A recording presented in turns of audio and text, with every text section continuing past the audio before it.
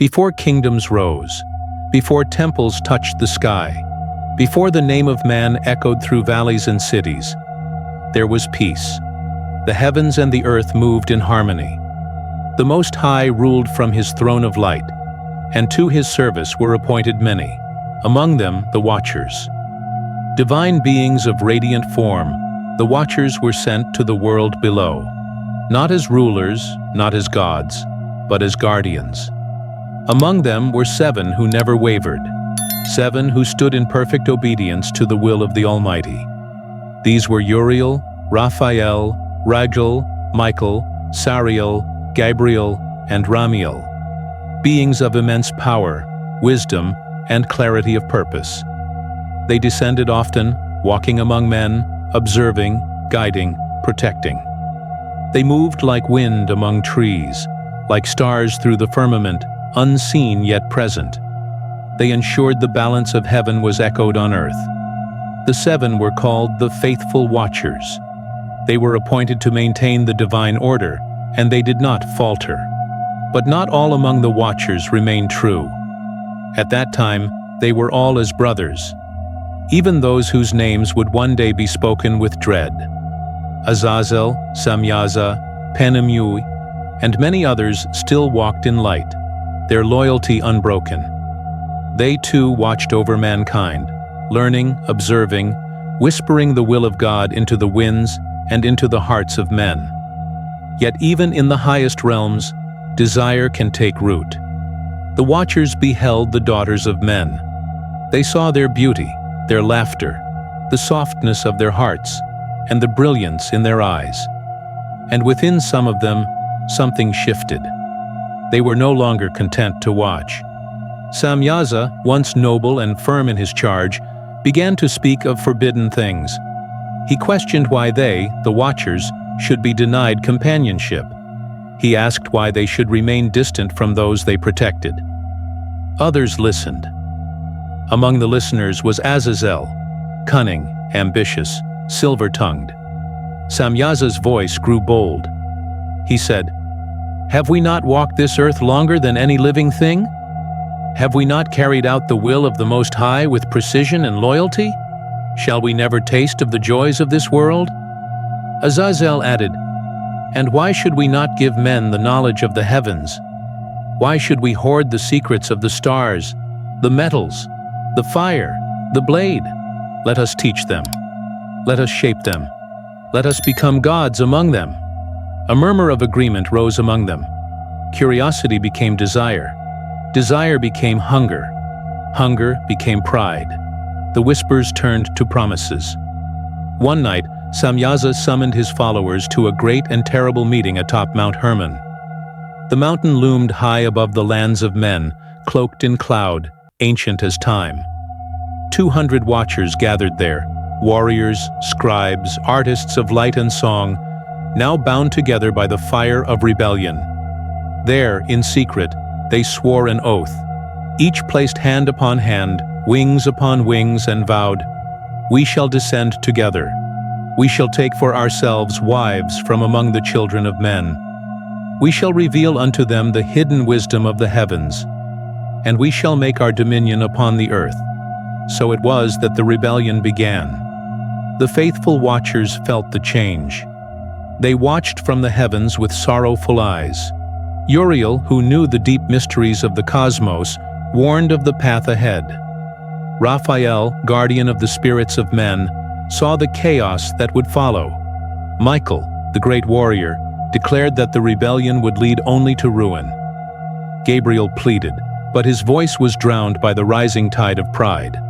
Sariel foresaw judgment. Ragel remained silent. And Ramiel, the cherub of wisdom, turned his gaze downward in mourning. Still, the fallen would not listen. The oath had been sworn. The descent had begun. Samyaza led them down through the clouds, through the veils between realms, until their feet touched the soil of the earth. There, they took wives from among the daughters of men. These unions, unnatural and forbidden, birthed the Nephilim, giants of monstrous strength and insatiable hunger. The world changed. Azazel walked among men, his knowledge vast, his ambition greater still. He taught them to forge swords and knives, shields and breastplates. He showed them how to manipulate the earth's treasures, gold and silver, gemstones and minerals, not for gratitude, but for power and vanity. He taught them how to decorate their faces, to enchant their eyes, to pursue beauty over virtue, desire over discipline. Others taught enchantments, root-cutting, astrology, and the signs of the stars. Men were taught to summon, to speak with spirits, to bend the unseen to their will. The age of war and sorcery had begun. The Nephilim grew mighty. They ruled over men with iron fists and twisted justice. They devoured the land, plundered the weak, enslaved nations. Their cruelty was unmatched, their appetite unending, and the cries of mankind rose up into the heavens. The Most High, hearing the anguish of the earth, summoned the faithful watchers. He sent Uriel to warn Noah, the righteous man, of the flood to come.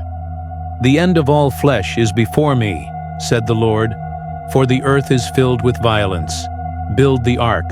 The waters shall cleanse what the fire of rebellion has stained." Raphael was sent to deal with Azazel. The fallen one resisted, but Raphael, radiant and terrible in holy wrath, bound him hand and foot and cast him into the desert, covering him with darkness, to await the day of judgment. Ragel was commanded to destroy the offspring of the Watchers, the Nephilim, who had brought ruin upon the earth. Their end was swift, but their legacy brutal. Michael, the captain of the heavenly host, descended with legions of angels. He led the assault against Samyaza and his followers. The rebellion was crushed.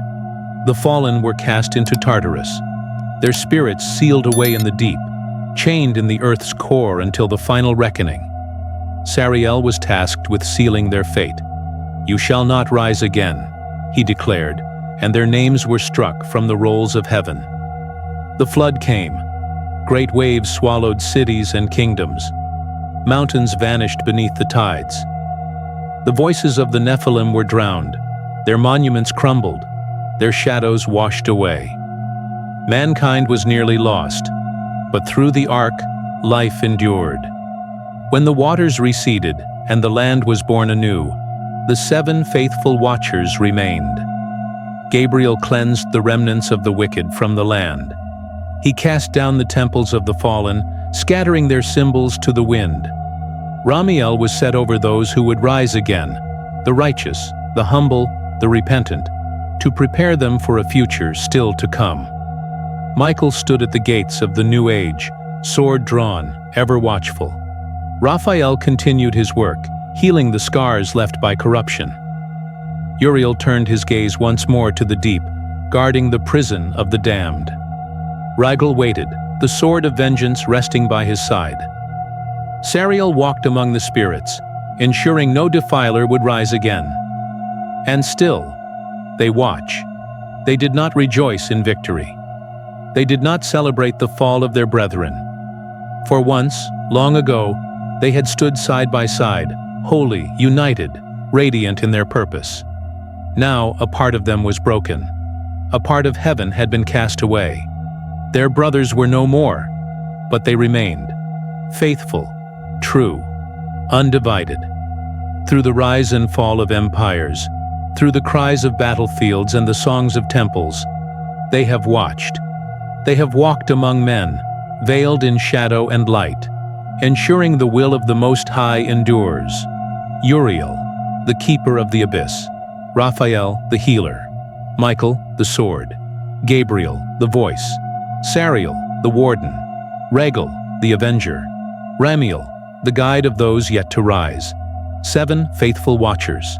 Still they stand, still they wait, for the day when the heavens shall open once more, when judgment shall descend, when the last war shall be fought, when all things shall be made right again. Thank you for listening. The watchers are still watching.